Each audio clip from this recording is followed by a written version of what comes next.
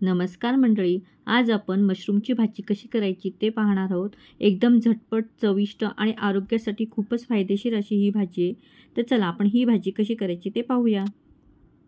मशरूमला ही माती खूपच लागलेली असते, त्यामुळे आता आपण ही स्वच्छ कशी करायची ते आधी पाहूयात। इथे मी तांदळाचं पीठ घेतलेलं आहे आणि ते आपण आता मशरूममध्ये टाकून घेऊयात आणि व्यवस्थित हळूहळू हलक्या हाताने चोळून आपण इथे आता ही भाजी साफ करूयात। हे पहा, तुम्ही ते पाहू शकता, तांदळाच्या पिठीमुळे हे माती जी लागलेली आहे ती व्यवस्थित साफ होत आहे। आता सर्व मी या पद्धतीने करून घेते साफ। आता सर्व छानपैकी साफ झालेलं आहे। आता आपण ह्याच्यामध्ये काय करूया की पाणी टाकू आणि पाणी टाकून आपण व्यवस्थित पुन्हा एकदा छान असं धुवून घेऊयात। व्यवस्थित हलक्या हाताने चोळायचं आहे, जास्त चोळायचं नाही, कारण ही भाजी नरम असते। इथे पाहू शकता की खूप छान असे आपले मशरूम स्वच्छ झालेले आहेत। आता वरचं साल मी काढून घेत आहे आणि वरचं साल काढल्यानंतर आतमध्ये जे तुम्हाला काळे दिसत आहे ते मी सुरीने किंवा चमच्याच्या साहाय्याने ते सुद्धा मी काढून घेणार आहे। मशरूमची भाजी चवीला रुचकर असते आणि पोषक तत्वांनी परिपूर्ण असते आणि ही भाजी करायला वेळसुद्धा लागत नाही। एक 10 मिनिटातच ही भाजी तयार होते। आता मी हे वरची साल काढून घेतलेले आहे आणि आता आतमधले हे जे काळं दिसत आहे ना, ते मी आता एका चमच्याच्या साहाय्याने किंवा चाकूच्या साहाय्याने आपण काढून घ्यायचं। मी ते सुरी घेतलेली आहे आणि त्याने हे सर्व व्यवस्थित काढून घेते।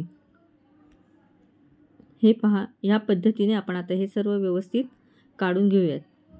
आता हे व्यवस्थित साफ झालेलं आहे आणि आता आपण ह्याचे छोटे छोटे तुकडे करणार आहोत।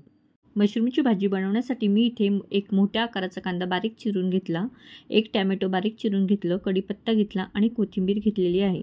आता आपली कढई गरम झाली की कढईमध्ये आपण 2 पळी तेल टाकणार आहोत आणि तेल गरम झालं की त्यामध्ये मी कढीपत्त्याची पानं इथे टाकलेली आहेत। कढीपत्त्याची पानं तडतडली की मग आपण त्याच्यामध्ये बारीक चिरून घेतलेला कांदा टाकायचा आणि व्यवस्थित गोल्डन कलर येतोपर्यंत आपण त्याला फ्राय करणार आहोत। हे पहा, ह्या पद्धतीने आता आपला इथे कांदा एकदम छान असा परतलेला आहे, तुम्ही इथे पाहू शकता।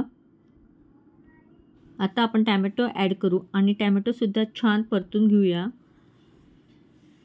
हे पहा, आता आपला इथे टोमॅटो सुद्धा छान परतलेला आहे। आता आपण त्यामध्ये पाव चमचा हळद मी इथे टाकलेली आहे, त्यानंतर लाल मिरची पावडर टाकलेली आहे आणि मी आता आमच्या घरचा मसाला इथे ॲड केलेला आहे आणि आता हे व्यवस्थित छान परतून घेऊया। एकदम साधी, सिंपल आणि एकदम सोपी पद्धत आहे आणि भाजी तर खूपच छान एकदम चविष्ट होते या पद्धतीने जर तुम्ही केली तर, आणि काही वेळ लागत नाही ही भाजी करण्यासाठी। तर आता मशरूमचे तुकडे त्यामध्ये टाकून सर्व व्यवस्थित मिक्स करून घेऊयात। सर्व व्यवस्थित मिक्स करून घ्यायचे आहेत। ही भाजी शिजायला सुद्धा बिलकुल वेळ लागत नाही। आता मी ते पाव चमचा मीठ टाकलेले आहे, तुम्ही चवीप्रमाणे मीठ टाका आणि वरतूनच अशी कोथिंबीर टाकायची आणि फ्राय करायची। थोडी कोथिंबीर भाजी शिजताना टाकायची आणि थोडी कोथिंबीर आपण भाजी शिजल्यानंतर टाकणार आहोत। हे पहा, आता सर्व मिक्स झालेलं आहे। आता आपण इथे एक 5 ते 7 मिनटं झाकण ठेवून आपण शिजत घालूया। ह्याला पाणी आपोआपच सुटतं। ह्या भाजीमध्ये पाण्याचा अंश असतो, त्यामुळे त्यामध्ये पाणी टाकायची आवश्यकता लागत नाही। आता ही भाजी वाफेवरतीच होते। एक 7 मिनिटांमध्ये ही भाजी तयार होते। तुम्ही पाहू शकता 7 मिनिटात आपली भाजी तयार झालेली आहे। खूप छान आणि टेस्टी ही भाजी होते आणि पटकन तयार होते आणि खाण्यासाठी तर खूपच छान लागते। आता आपण ह्याच्यामध्ये कोथिंबीर घालून घेऊया। झाली की नाही आपली मशरूमची भाजी इथे झटपट तयार आणि आरोग्यासाठी तर खूपच छान आहे ही, खूप फायदे आहेत। या भाजीमध्ये प्रथिने, जीवनसत्वे व खनिजे आहेत, त्यामुळे आरोग्यासाठी तर ही भाजी खूपच फायदेशीर आहेत। तर तुम्ही पण नक्की ह्या पद्धतीने ट्राय करा।